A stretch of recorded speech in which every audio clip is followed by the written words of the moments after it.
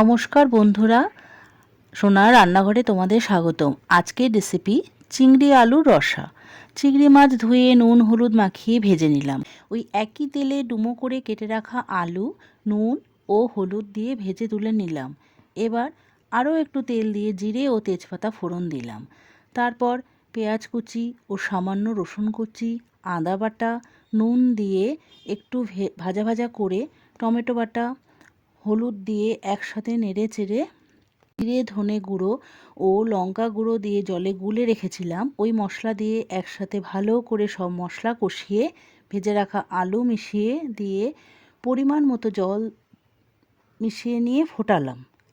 কিছুক্ষণ পরে যখন আলু সেদ্ধ হয়ে গেল তখন চিংড়ি মাছ দিয়ে আরও একটু ফুটিয়ে নিয়ে গরম মশলা গুঁড়ো ছড়িয়ে নামিয়ে নিলাম।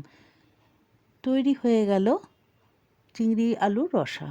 আমার এই রেসিপিটি যদি তোমাদের ভালো লাগে তাহলে প্লিজ একটি লাইক ও সাবস্ক্রাইব করে আমার পাশে থেকো। তোমাদের একটি লাইক ও সাবস্ক্রাইব আমাকে এগিয়ে যেতে অনেক সাহায্য করবে। ধন্যবাদ বন্ধুরা।